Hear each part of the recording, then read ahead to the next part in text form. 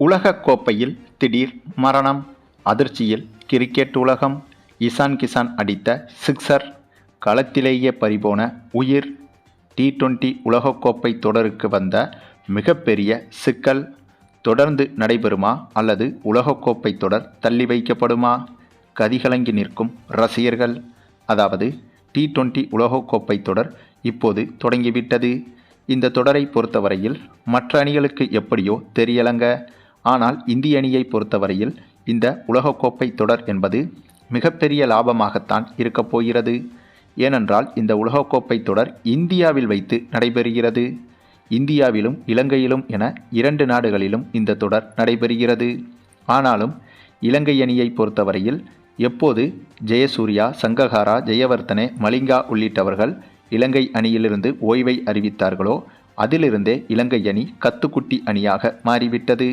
ஆனால் இந்திய அணியை பொறுத்தவரையில் இப்போதுதான் பலம் வாய்ந்த அணியாக மாறியிருக்கிறது. இலங்கை அணிக்கு அப்படியே ஆப்போசிட்டாக சச்சின் டெண்டுல்கர், வீரேந்தர் சேவாக், மகேந்திர சிங் தோனி, ரோஹித் சர்மா, விராட் கோலி உள்ளிட்டவர்கள் T20 தொடரிலிருந்து ஓய்வை அறிவித்த பிறகு தற்போது இருக்கும் T20 இந்திய இளம்படை என்பது பலம் வாய்ந்த படையாக மாறிவிட்டது. இப்போது இந்திய T20 அணியில் இருக்கும் இத்தகைய இளம் படையை விட கண்டிப்பாக சச்சின், சேவாக், தோனி, கோலி, ரோஹித் சர்மா உள்ளிட்டவர்கள் ஜாம்பவான் வீரர்கள்தான்.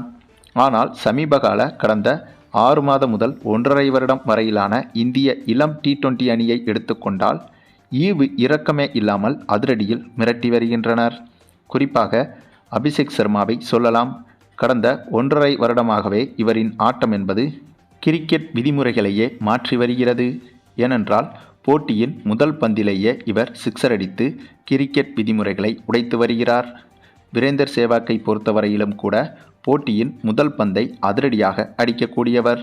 ஆனால் வீரேந்தர் சேவாக்கை விட ஒருபடி மேலாக இந்த அபிஷேக் சர்மா போட்டியின் முதல் ஓவரின் ஒவ்வொரு பந்தையும் சிக்ஸர் அடிக்க முயற்சி செய்து வருகிறார்.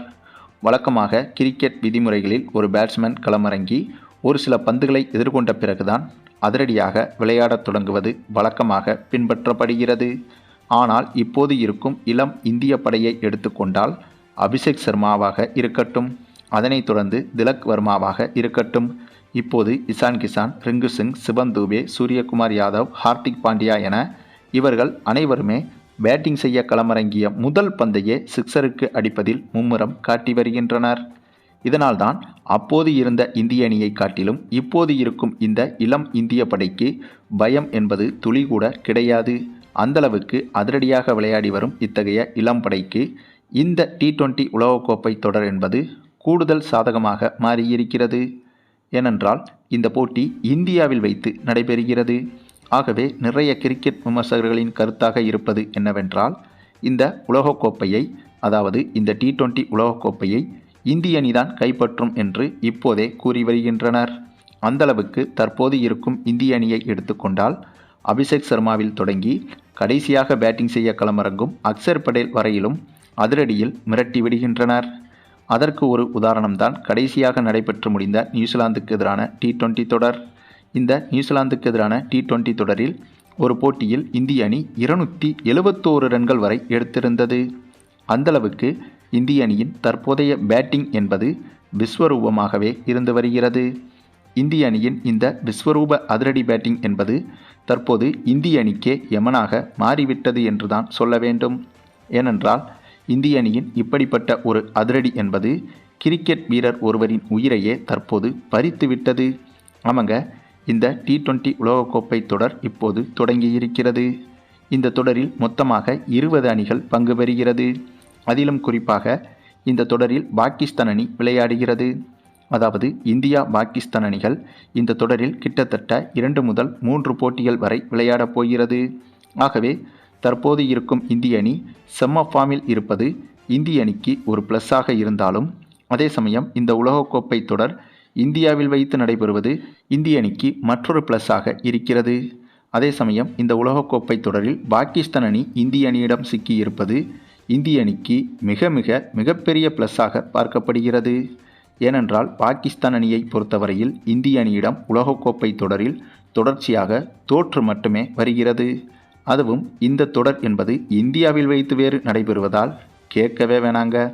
கண்டிப்பாக பாகிஸ்தான் அணிக்கு கொடூரத்தனமான தோல்விகள் என்பது இந்த உலகக்கோப்பை தொடரில் இந்திய அணிக்கு எதிராக காத்திருக்கிறது. ஆக இப்படியாக இந்த உலகக்கோப்பை தொடர் என்பது இந்திய அணிக்கு பல வழிகளில் சாதகமாக இருந்தாலும் இப்போது இந்திய அணிக்கு ஏற்பட்டிருக்கும் மிகப்பெரிய சிக்கல் என்னவென்றால், இந்த உலகக்கோப்பை தொடரில் 4 பிரிவுகளாக பிரிக்கப்பட்டு ஏ பிரிவு, பி பிரிவு, சி பிரிவு, டி பிரிவு என 4 பிரிவுகளில் 5 அணிகளாக 4 பிரிவுகளிலும் மொத்தமாக 20 அணிகள் விளையாடுகிறது. இதில் ஏ பிரிவில்தான் இந்தியா, பாகிஸ்தான் உள்ளிட்ட 5 அணிகள் விளையாடுகிறது. சமீபத்தில் இந்த ஏ பிரிவில் உள்ள இந்திய அணியும் நமீபியா அணியும் மோதியது. இந்த போட்டியில் நடக்கக்கூடாத விபரீதம் ஒன்றும் நடந்துவிட்டது. ஆமாங்க, இந்த போட்டி தொடங்கி முதலில் பேட்டிங் செய்த இந்திய அணியை பொறுத்தவரையில் ஓப்பனிங் இறங்கிய அபிஷேக் சர்மா அதிரடியாக விளையாடி ரன்களை குவித்து வர, இவரை தொடர்ந்து திலக் வர்மா, சூரியகுமார் யாதவ் உள்ளிட்டவர்கள் எளிதாகவே பேட்டிங் செய்து வந்தனர். அதற்கு காரணம் எதிரணியாக விளையாடியது நமீபியா போன்ற கத்துக்குட்டி அணி. ஆகவே இத்தகைய அணிகளுக்கு எதிராக இந்திய அணி பேட்ஸ்மேன்கள் எந்தவித பதட்டமும் இல்லாமல் அசால்ட்டாகவே சிக்சர்கள், பவுண்டரிகளை விளாசி வந்தனர். அந்த சமயத்தில் 4வது விக்கெட்டுக்கு களமிறங்கிய நம்ம இசான் கிசான், இவரும் அதிரடியாகவே விளையாடி வந்தார். திடீரென இவர் ஒரு பந்தை சிக்சருக்கு பறக்கவிட ஃப்ளாட்டாக அந்த ஒரு ஷாட்டை அடித்தார். அந்த பந்து என்பது மிகவும் உயரமாக செல்லவில்லை. 6 முதல் 7 அடி உயரத்தில்தான் அதிவேகமாக சிக்சரை நோக்கி ஃப்ளாட்டாகவே சென்றது. அப்படி சென்ற அந்த பந்தை எதிரணி வீரர் ஒருவர் கேட்ச் பிடிப்பதற்காக அதிவேகமாக தாவிய போது தேவையானதை விட அதிகமாக மேலே தாவியதால் பந்து அந்த ஃபீல்டரின் தலையை தாக்கியது. அப்போதும் கூட பந்து அந்த ஃபீல்டரின் தலையை தாக்கி சிக்சருக்கு சென்றது. ஆனால் தலையில் அடிவாங்கிய அந்த எதிரணி வீரர் அப்படியே சுருண்டு விழுந்து மயங்கியே விழுந்துவிட்டார். அந்த வீரரை மருத்துவமனைக்கும் அவசரமாக கொண்டு சென்றனர். அதன் பிறகு அந்த வீரர் குறித்த அதிகாரப்பூர்வ தகவல்கள் ஏதும் இப்போது வரை வெளியாகவில்லை. அதே சமயம் அந்த வீரர் மரணமடைந்து விட்டதாகவும் சமூக வலைதளங்களில் தகவல்கள் வேகமாக பரவி வருகிறது. அதாவது உலகக்கோப்பை போன்ற ஒரு தொடரில், அதுவும் இந்தியாவில் வைத்து நடைபெறும் ஒரு முக்கியமான தொடரில், சர்வதேச அளவில் நடைபெறும் ஒரு போட்டியில் ஒரு வீரர் அடித்த அதிவேக சிக்சரால் எதிரணி வீரர் மரணமடைந்திருப்பது என்பது கிரிக்கெட் வரலாற்றிலேயே இதுவே முதல் முறை. இது குறித்த அதிகாரப்பூர்வ தகவல்கள் இன்னும் வெளிவரவில்லை என்றாலும் கூட, இப்படி ஒரு சம்பவம் கிரிக்கெட் உலகில் உள்ள மொத்த ரசிகர்களையும் அதிர்ச்சியடைய வைத்திருக்கிறது. மேலும் இப்படி ஒரு சம்பவம் நடைபெற்றிருந்ததால் இந்த T20 உலகக்கோப்பை தொடர் நடைபெறுவதிலும் மிகப்பெரிய சிக்கல் ஏற்பட்டுவிடும். தேவையான அளவுக்கு பாதுகாப்பு இல்லை என்றால் ICC இந்த தொடரை ரத்து செய்வதற்கும் கிரிக்கெட் விதிமுறைகளில் வாய்ப்புகள் அதிகமாக இருக்கிறது. அதாவது பந்து இவர் மீது படுவதை யாராலும் தடுக்க முடியாது. அதாவது பந்து ஒரு வீரரை தாக்குவதை யாராலும் தடுக்க முடியாது. ஆனால் அப்படி பந்து அந்த வீரரை தாக்கியதற்கு பிறகு தேவையான மருத்துவ உதவி அந்த வீரருக்கு கிடைக்க வேண்டும் என்பதுதான் ICCயின் விதிமுறை.